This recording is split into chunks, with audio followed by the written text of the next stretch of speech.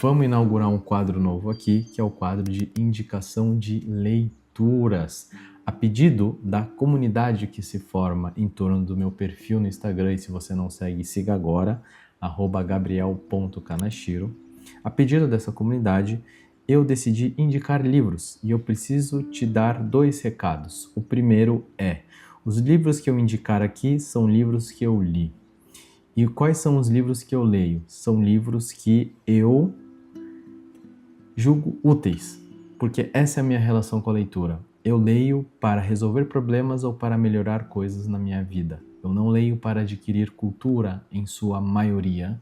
Eu não leio para passar o meu tempo como forma de entretenimento. Eu leio para melhorar a minha vida, ok? Então essa é a minha relação com os livros e em sua maioria, tá? Às vezes eu leio coisas para adquirir cultura, mas não é a maioria do tempo, ok? Então esse é o primeiro recado, que você saiba que eu vou te indicar pensando na utilidade desse livro para sua vida. E o segundo ponto é, o meu enfoque aqui é te ajudar com a sua vida matrimonial e com a sua vida familiar. O que significa também que o recorte das leituras que eu vou trazer aqui não representa todos os livros que eu leio, mas sim os livros que vão te ajudar a melhorar a sua vida familiar. Então, apresentando o título da leitura de hoje, Como Pensar sobre Dinheiro, de Jonathan Clement. É um livro produzido pela H1 Editora. Esse livro é muito bonito e esse livro literalmente te ensina como pensar sobre dinheiro. Ou seja, nós, talvez aqui no Brasil, não sei em outros lugares do mundo, temos algumas crenças gerais sobre dinheiro, ok? Crenças, muitas vezes, colocando dinheiro como algo ruim. E confesso a vocês que, ao longo de um tempo, a minha crença sobre dinheiro não era das mais positivas. Eu achava ruim pensar em ganhar dinheiro, até que um momento eu decidi mudar essa crença e decidi ganhar dinheiro, né? Enfim, não que eu ganhe dinheiro, mas decidi encarar o dinheiro como algo bom, é isso. Ok. E a partir de um determinado momento eu percebi que só ganhar dinheiro não era o suficiente. Eu precisaria aprender como administrar esse dinheiro e foi então que eu decidi comprar livros sobre dinheiro. E um desses livros é este daqui. E eu trouxe os principais insights que fizeram sentido para mim. Vamos lá, repetindo, com o intuito não de te fazer ficar rico, não de te fazer entender sobre dinheiro, mas com o intuito de te ajudar a melhorar a sua vida familiar, e uma parte dessa melhora vai passar pela melhora da vida financeira, pela construção de reserva, construção de patrimônio, ok? Não sei se vocês sabem, mas uma porcentagem gigantesca de divórcios no Brasil tem como tema principal as finanças. Meu isqueiro não está querendo funcionar, funcionou. As finanças, ou seja, este é um tema fundamental quando falamos de casamento. Vamos lá. Primeira ideia que o autor traz aqui, essa é a minha colinha.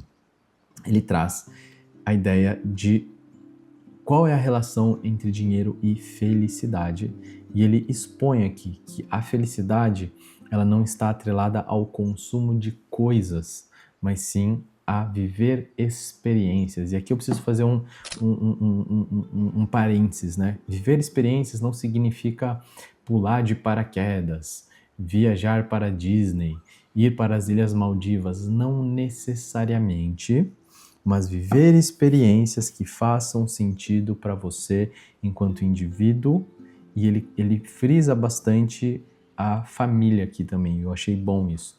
E experiências que vão deixar memórias familiares positivas, experiências que te conectam com as pessoas que você ama, experiências que vão deixar lembranças boas, ok? E que vão fortalecer os seus vínculos. Ou seja, você pode ir para a Disney, sem dúvida, mas será que essa experiência, esse custo alto de ir para a Disney, será que ele vai fortalecer o vínculo de vocês? Será que você está indo na manada porque todo mundo quer ir para Disney e fala que é legal? Respeita o seu desejo. E o que eu estou falando aqui não é de ir para Disney especificamente, mas estou exemplificando. Eu quero dizer é, muitas vezes, para sua felicidade, vale muito mais a pena você gastar dinheiro em frequentar a pizzaria todas as sextas-feiras com os seus filhos do que fazer grandes viagens com grandes gastos. Às vezes, as experiências que vão deixar marcas são aquelas experiências com menor custo. Não precisamos de grandes experiências. Então, acho que essa ideia é muito importante para a gente encarar o dinheiro como algo que vai proporcionar coisas que vão deixar marcas positivas e fortalecer o vínculo entre as pessoas, ok? Segundo ponto. Isso foi uma grande mudança de chave aqui para mim. Ele diz que existe uma diferença no modo de encarar a nossa reserva de dinheiro. O primeiro eu posso encarar como um ato de acumular riquezas. Mas o outro modo de encarar é da gente pensar quais são os riscos que nós estamos correndo quando não temos dinheiro guardado. Os riscos que estamos correndo. Riscos de acontecer algum BO e a gente precisar ter dinheiro e não ter, riscos da gente sofrer algum acidente e ficar um tempo inválido, riscos de termos uma doença na família que a gente vai ter que ter altos custos. Então, esses riscos, eles devem ser calculados, eles devem ser colocados como prioridade e não o desejo de acúmulo de riqueza. Isso fez muito sentido para mim. Eu nunca pensei em guardar dinheiro pensando nos riscos. Né? Talvez seja uma perspectiva muito pessoal minha, talvez você pense nisso, mas para mim foi muito importante entender que juntar dinheiro não é o fim em si mesmo, mas se proteger, promover segurança é muito importante, ok? Segundo ponto, aqui um detalhe, né? Terceiro ponto, o autor aqui ele fala que os índices de felicidade, eles estão mais associados a situações, circunstâncias onde as pessoas têm menos opções. O que eu quero dizer com isso é, quando nós não temos todas as opções disponíveis do mundo, nós tendemos a ser mais felizes porque nós nos adaptamos melhor às circunstâncias em que nós vivemos. Por que eu estou trazendo isso? Porque muitas vezes eu vejo que muitas famílias, elas atribuem a ideia de felicidade e bem-estar social com um aumento gradual da capacidade de consumo, ou seja, com o aumento das opções disponíveis proporcionadas pelo dinheiro. Só que não necessariamente. A nossa felicidade, ela estará também, sobretudo, atrelada à nossa capacidade de nos adaptarmos e nos contentarmos com a situação que nós vivemos, ok? Então, muitas vezes você já tem uma vida confortável, relativamente confortável. Não precisa de mais opções, não precisa viajar mais, não precisa ter um carro melhor. Óbvio, se você quiser, você vai ter, eu não estou julgando isso. O que eu quero dizer é, não necessariamente isso vai te trazer mais felicidade, ok? Voltemos ao ponto 1. Talvez pegar esse dinheiro e gastar numa experiência, né? Ou até mesmo numa viagem, né? Em vez de eu comprar o carro do ano, e se eu pegar esse dinheiro e fazer uma baita viagem gostosa com todos da família, lembrando que com o intuito de fortalecer o vínculo, de ter uma boa experiência e não apenas seguir a manada, enfim, talvez seja uma boa opção, né?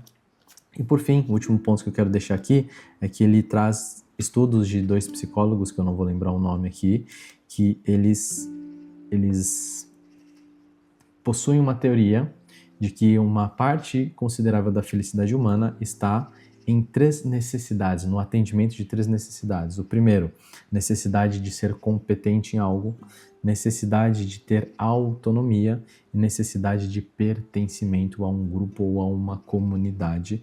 Coisas essas que o dinheiro sim pode comprar. O dinheiro pode comprar. Então, quando as pessoas falam, o dinheiro não traz felicidade, olha só, ele pode comprar coisa, pode te colocar numa certa circunstância que te tira de uma série de problemas e que sim, através disso você pode encontrar felicidade, certo? O que é diferente de consumir coisas. Lembremos do ponto 1.